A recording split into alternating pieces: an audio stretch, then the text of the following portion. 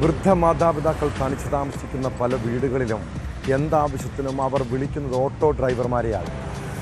ആശുപത്രിയിൽ കൊണ്ടുപോകാനും മാർക്കറ്റിൽ നിന്ന് സാധനങ്ങൾ വാങ്ങാനുമൊക്കെ സന്നദ്ധരായി നിൽക്കുന്ന നല്ലവരായ കുറച്ച് ഓട്ടോ തൊഴിലാളികളുണ്ട്. മലപ്പുറം വണ്ടൂരിലെ ജിജേഷും ഇങ്ങനെ വലിയ ഉപകാരിയായിരുന്നു. എന്നാൽ വണ്ടൂരിൽ വീട്ടമ്മയെ ആക്രമിച്ച് സ്വർണ്ണാഭരണം കവർന്നത് ഓട്ടോ ഡ്രൈവർ ജിജേഷും കൂട്ടരുമാണെന്ന് കേട്ടതോടെ നാട്ടുകാർ വലിയ ഞെട്ടലിലാണ്. കരാട്ടെ അധ്യാപകൻ കൂടിയായ ജിജേഷും ഭാര്യ സഹോദരന്മാരുമാണ് കവർച്ച നടത്തിയതെന്ന് അന്വേഷണത്തിൽ തെളിഞ്ഞു. പോലീസ് അറസ്റ്റ് ചെയ്ത പ്രതികളെ കോടതിയിൽ ഹാജരാക്കി റിമാൻഡ് ചെയ്തു.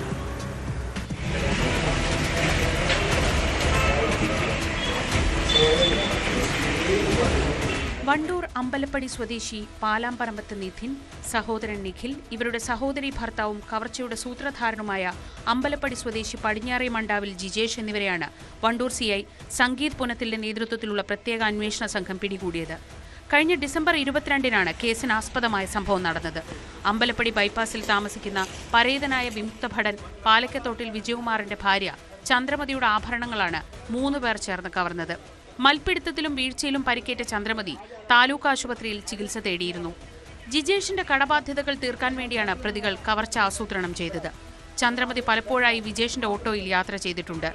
ചന്ദ്രമതി തനിച്ച് താമസിക്കുകയാണെന്നും ഇവരുടെ പക്കൽ സ്വർണ്ണാഭരണങ്ങൾ ഉണ്ടെന്നും മനസ്സിലാക്കിയ ജിജേഷ് കവർച്ചയ്ക്ക് വേണ്ട പദ്ധതികൾ ആസൂത്രണം ചെയ്തു.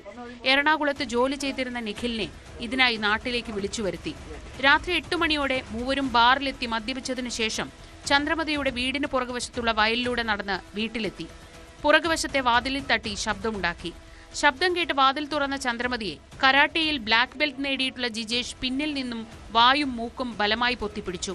നിതിൻ കയ്യിൽ കരുതിയിരുന്ന കട്ടർ ഉപയോഗിച്ച് വളകൾ മുറിച്ചെടുത്തു.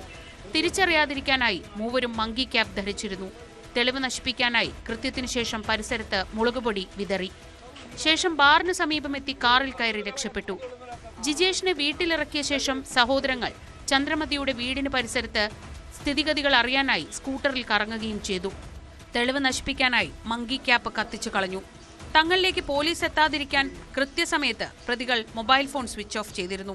30ഓളം CCTVകൾ പരിശോധിച്ചും പ്രദേശവാസികളിൽ സംശയമുള്ളവരെ ചോദ്യം ചെയ്തും പോലീസ് പഴുതടച്ചു നടത്തിയ അന്വേഷണത്തിനൊടുവിലാണ് പ്രതികളെക്കുറിച്ച് സൂചന ലഭിച്ചത്.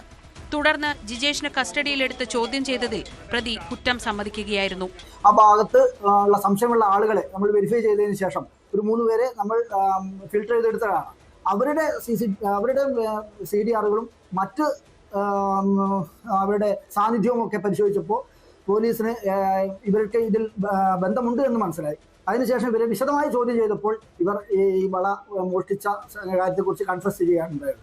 അതിനുശേഷം ആദ്യം ജിജേഷ് എന്ന് പറയുന്ന വ്യക്തിയും അതിനുശേഷം അവരുടെ 2 കൂട്ടാളികളുണ്ട് എന്ന് പറഞ്ഞതനുസരിച്ച് മറ്റൊരാളെയും നമ്മൾ അറസ്റ്റ് ചെയ്തു. തുടർന്ന് എറണാകുളത്ത് പോയിട്ട് അതിൻ്റെ 3ാമത്തെ പ്രതിയെയും തൊണ്ടി മുതലായ വളയും നമുക്ക് വീണ്ടെടുക്കാൻ സാധിച്ചിട്ടുണ്ട്.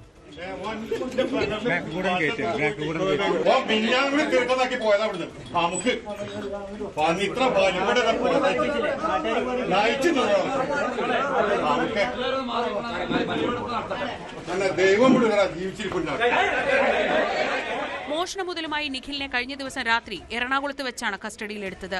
പ്രതികളെ സംഭവ സ്ഥലത്തെത്തിച്ച് തെളിവെടുപ്പ് നടത്തി.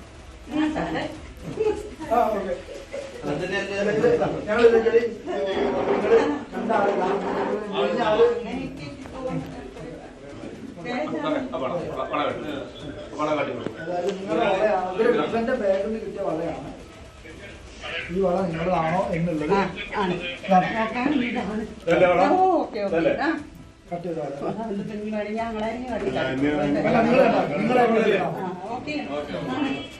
SI-മാരായ O Vasudevan, VK Pradeep, senior CPO-മാരായ മുഹമ്മദ് ഷിഫിൻ, K റിയാസ്, മഹേഷ്, സജീഷ്, സ്ക്വാഡ് അംഗങ്ങളായ Sunil Mampad, Ashif Ali, Jio Jacob, Sajeesh K, Krishnadas, Sabir Ali, Sajesh CK, T Nibin Das, Abhilash Kaippini എന്നിവരും അന്വേഷണ സംഘത്തിലുണ്ടായിരുന്നു.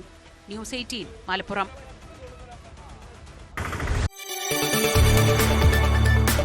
കൂടുതൽ വാർത്തകൾക്ക് news 18 Keralam YouTube channel subscribe ചെയ്യുക.